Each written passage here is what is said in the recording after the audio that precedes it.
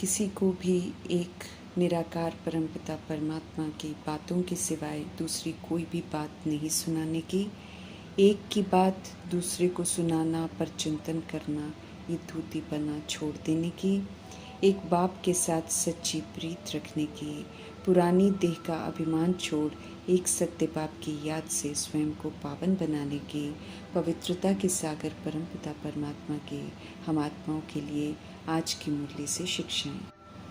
इस सृष्टि रूपी ड्रामा में सबसे पहले प्रवेश करने वाली आत्माएं जो करती हैं, वही पीछे आने वाली आत्माओं के लिए या फिर द्वापर युग और कलयुग में आने वाली आत्माओं के लिए लॉ बन जाता है। आत्माएं जो बाद में आती हैं परम धाम से, वो ऑलरेडी मौजूद दैहिक वाइब्स को कैच करती हैं जो सृष्टि रूपी ड्रामा में मौजूद होती हैं, इसलिए देह के भान के शिकार हो जाती हैं। भिन्न भिन्न दैहिक संस्कार वाले जब गलत करते हैं तो पूर्वज आत्माओं को परमपिता परमात्मा समझ देते हैं कि समाने की शक्ति को धारण करो, अर्थात जो जैसा है उसे स्वीकार करो, उसकी गलत का जवाब खुद गलत बनकर नहीं दो, बल्कि समाकर सत्यता और दिव्यता का व्यवहार कर उसकी गलत को ठीक करने का सहयोग दो। रॉन्ग को भी राइट बनाने वाले विश्व परिवर्तक बनो। सही क्या है, गलत क्या है, वो समझ अभी हमें मिली है, तो समझ मिलने के बाद दूसरे की गलती को देखकर स्वयं गलती नहीं करनी है। कोई अगर गलती करे भी तो हम राइट में रहें, अर्थात किसी की गलती देखकर रिएक्ट रिजेक्ट न करें, क्वेश्चन करेक्शन न करें, कोटेशन न सुनाएं, न उसकी गलती को एब्जॉर्ब कर दुखी हुए, न ही दुख को रिफ्लेक्ट करें। गलत करने वाले के संग के प्रभाव में न आए, क्योंकि प्रभाव में आने से खुद भी गलत कर बैठते हैं, अलबेले हो जाते हैं इस बात में कि हमें तो स्वस्थिति में रहना है और उसका सहयोग देना है ताकि उसे भी गलत को ठीक करने की शक्ति मिले।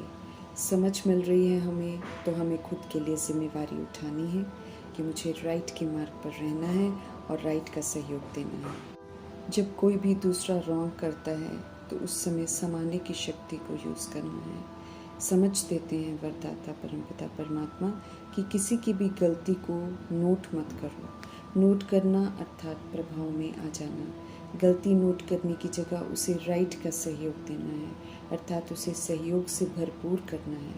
इस विधि से चलेंगे तो विश्व परिवर्तक का कार्य सहज कर पाएंगे। समझ देते हैं कि रॉन्ग को नोट करने से, रॉन्ग का चिंतन करने से तो रॉन्ग बढ़ता जाएगा, विश्व परिवर्तन के कार्य को मुश्किल बनाने के निमित्त बन जाएंगे। वरदाता का वरदान है, समाने की शक्ति के द्वारा रॉन्ग को भी राइट बनाओ, विश्व परिवर्तक बनो, वरदान को फलीभूत करो। निरंतर योगी बनना है हमें। वो हम तभी बन सकेंगे जब हद के मैं और मेरेपन को बेहद में परिवर्तन कर देंगे। पूरा विश्व ही तो अपना परिवार है, तो सभी के हित में सोचेंगे। जब बेहद के पिता के सभी बच्चों को अपना परिवार समझेंगे तो निरंतर योगी बन जाएंगे। समझ देते हैं कि किसी एक आत्मा के प्रति भी नकारात्मक सोच रखेंगे तो हमारा योग नहीं लगेगा। अव्यक्त इशारा है प्रभु जी का कि रूहानी रॉयल्टी और प्योरिटी की पर्सनालिटी को धारण करो। हम रूहों को पुनः ओरिजिनल निराकारी सो आकारी रूप की विशेषताओं को धारण करना है। वर्तमान का समय फरिश्तेपन की संपन्न स्टेज के व बाप समान स्टेज के समीप आने का समय है, इसलिए पवित्रता की परिभाषा भी अति सूक्ष्म होती जा रही है। अक्सर आत्माएं ब्रह्मचर्य को पवित्रता समझ लेती हैं और इतने में ही खुश होती रहती हैं। इसलिए पवित्रता के सागर परमपिता परमात्मा स्पष्ट करते हैं कि ब्रह्मचारी के साथ ब्रह्मचारी भी बनना है, अर्थात ब्रह्मा बाप के हर कर्म रूपी कदम पर कदम रखने वाला ब्रह्मचारी बनना है, तब संपूर्ण पवित्र आत्मा कहलाएंगे। शरीर निर्वाह का धंधा करते हमें सदा अपनी गॉडली स्टूडेंट लाइफ और ईश्वरीय पढ़ाई को याद रखना है। धंधा निमित्त मात्र है, परंतु भगवान से पढ़ रहे हैं, पढ़ाई पर पूरा ध्यान देना है, ये पूरा अटेंशन रखना है। भगवान से पढ़ रहे हैं, इस रूहानी नशे में रहना है। ज्ञान अमृत बहुत शक्तिशाली है, रोज़ इसका सेवन करना है और अच्छी तरह इसे हजम भी करना है, अर्थात गहराइयों को समझना है। तब रूहानी नशा चढ़ा रहेगा, सभी का कल्याण करते रहेंगे। कल्याण करने के सिवाय दूसरी कोई बात करना अच्छा नहीं लगेगा। फूल बन कांटों को फूल बनाने की सेवा करते रहेंगे। अपना राइटियस कर्तव्य निभाते रहेंगे। समझ मिली है कि ये सृष्टि रूपी ड्रामा है और हम सब आत्माएं 5 तत्वों के शरीर को लेकर यहाँ पर पाठ बजाते हैं। हम सब इस ड्रामा में पाठधारी हैं। भिन्न भिन्न तरह के पाठ बजाए हैं। कुछ समय अच्छा बजाया है, स्मृति का बजाया है और फिर विस्मृत होकर हमने अपने पाठ को बिगाड़ा है। अभी पुनः हमें अच्छी एक्ट सिखा रहे हैं भगवान, और जिसको अमल में लाना है और अच्छी एक्ट करना है। हमें ये नहीं देखना है कि दूसरा कर रहा है कि नहीं कर रहा है, लेकिन हमको अच्छी एक्ट करके दूसरी सोल को अच्छी एक्ट का सहयोग देना है। फिर से हमें राज्य प्राप्त करना है। तमो प्रधान से हमको सत्य प्रधान बनना है। सत्य परमपिता परमात्मा हम आत्मा को हर बात यथार्थ समझाते हैं। हम सब ऊंचे से ऊंचे रूहानी स्कूल के स्टूडेंट्स हैं।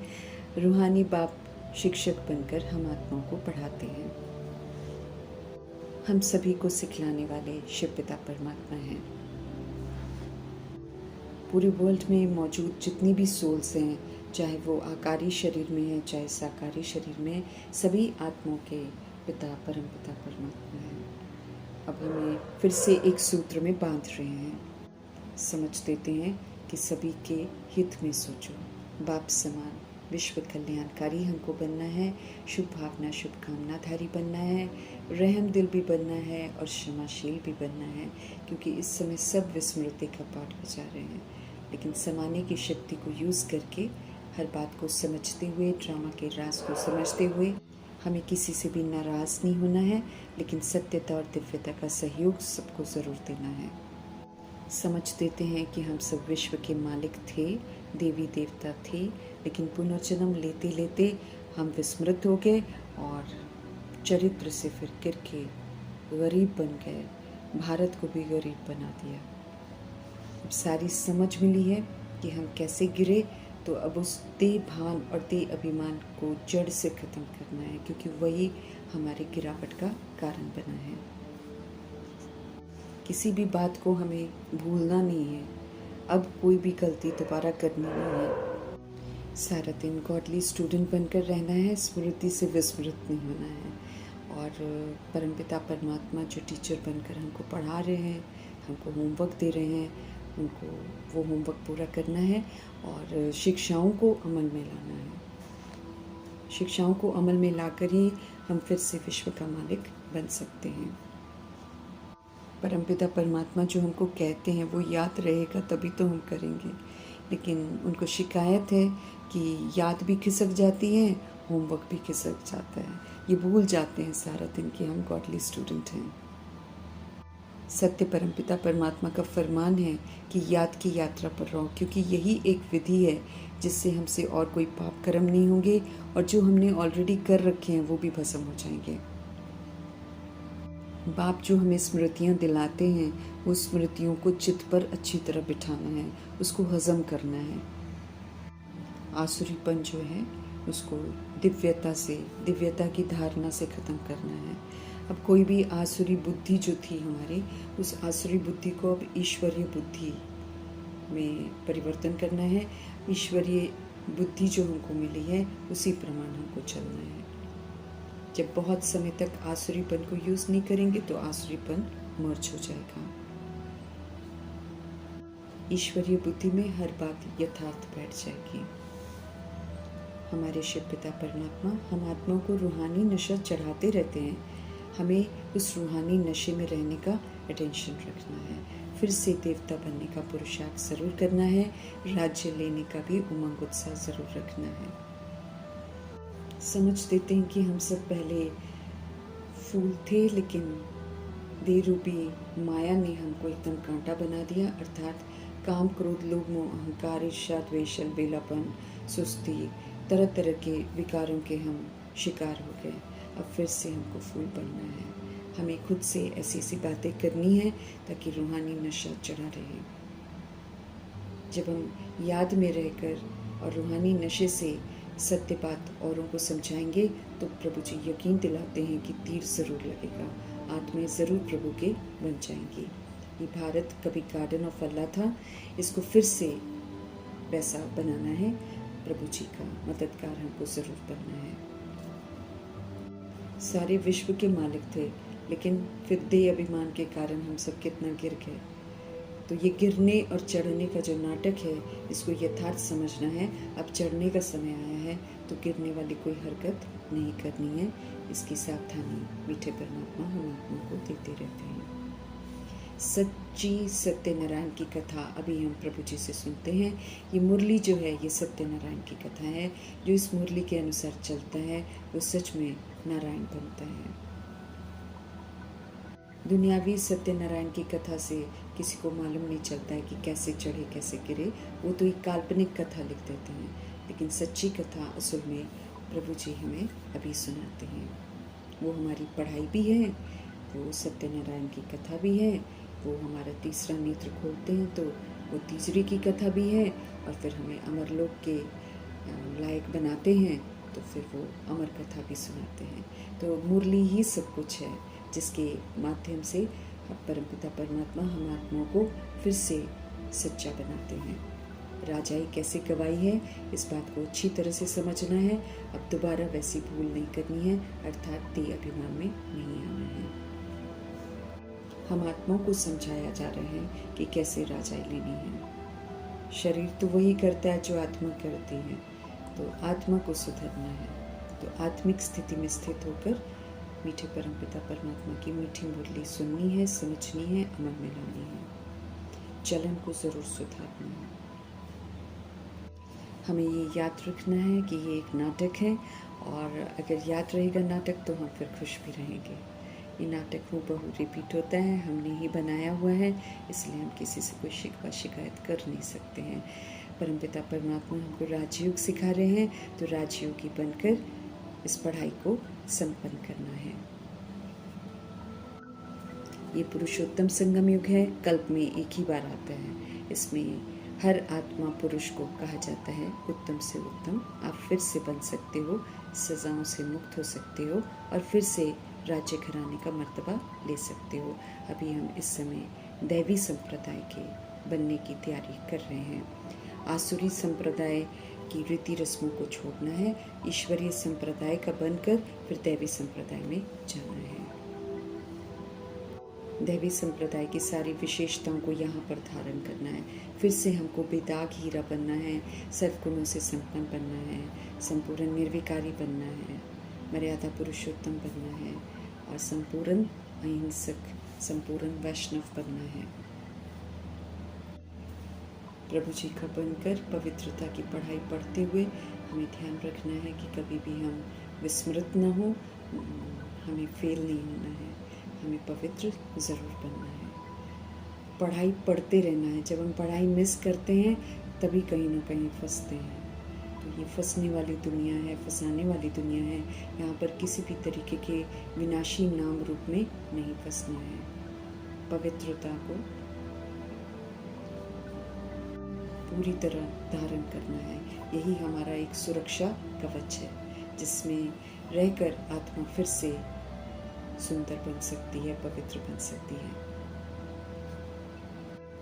हमारे परमपिता परमात्मा कहते हैं फिर से विश्व का मालिक बनो, लेकिन फिर उसके लिए पावन जरूर बनना है। मन वचन कर्म से पावन बनना है। सिर्फ ब्रह्मचर्य नहीं, लेकिन ब्रह्मचर्य के साथ हमको ब्रह्मचारी भी बनना है। कदम कदम ब्रह्मा जी के कदमों पर चलकर कर्मयोगी फरिश्ता बनना है।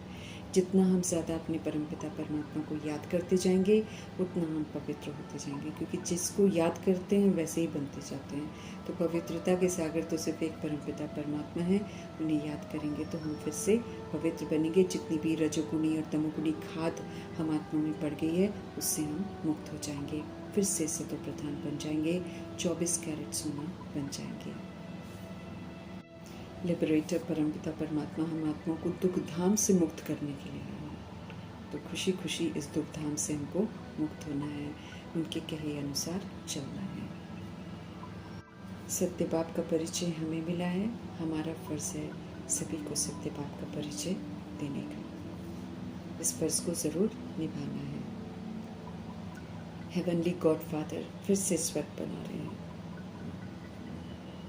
ये सत्य समझाने का शौक हमें रखना है।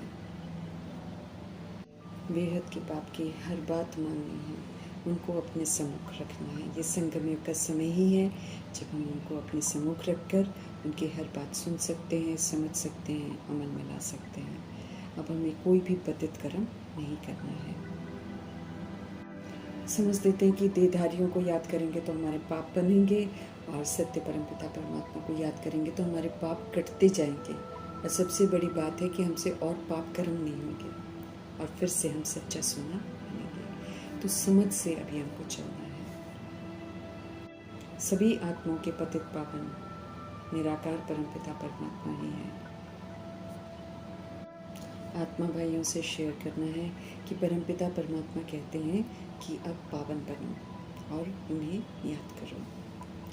गंगा स्नान से कोई पावन नहीं होता है, ये युक्ति से सभी को बताना है। न कोई गुरु पावन बना सकता है, न कोई पानी पावन बना सकता है। पावन सिर्फ पतित पावन ही बनाते हैं, वो भी हम आत्माओं को समझ देते हैं। उस समझ के अनुसार चलकर हमको पावन बनना है। एहसास दिलाते हैं कि हम ऊंचे धाम की पवित्र आत्माएं कितनी पतित बन गई हैं। अभी ये पतित पना हमको छोड़ना है और सन शोज फादर का कर्तव्य पूरा करना है। ड्रामा जहाँ पर सृष्टि रूपी चक्र जो चलता है, यहाँ पर ये सृष्टि को भी सबूत देना है कि हम अच्छे बाप के अच्छे बच्चे हैं। अच्छा बनकर दिखाना है। बुरे बने हैं लेकिन अब समझ से हमको अच्छा बनना है। अंतिम जन्म पवित्र बनना है, ये प्रभु जी का फरमान है। रावण राज्य खत्म होने वाला है, इसलिए इसके रीति रस्मों को छोड़ना है, इसको पीठ करना है और सत्य बाप की सत्य बातों को सुनकर पावन बनना है। स्वर्ग में कोई भी किसी तरीके का विकारी विष नहीं होता है, तो यहाँ पर जो विष धारण हमने कर रखा है उससे हमें स्वयं को मुक्त करना है। अब कोई भी विषाला कर्म नहीं करना है। देह रूपी अभिमान ये विष को पैदा करता है, ये हमें उल्टे मार्ग पर लेकर जाता है और फिर रुलाता भी बहुत है। तो अब रोने वाला कोई काम नहीं करना है। अपने को हमने आत्मा समझना है, आत्मा समझकर अपने परमपिता परमात्मा को याद करना है, तो हम पावन बन जाएंगे। याद में देह का भान, देह का अभिमान नहीं होना चाहिए। मन हमारा सदा प्रभु में लगा रहे, इस बात का ध्यान रखना है। परमपिता परमात्मा निराकार है, हम आत्मा भी निराकार है, इस सत्य को स्वीकार करना है। देह के जो संबंध है, देह का जो विस्तार है, ये महज एक नाटक है, ये अब खत्म होने वाला है। इसीलिए जो दैहिक संबंध है उससे बुद्धि का योग हटाना है।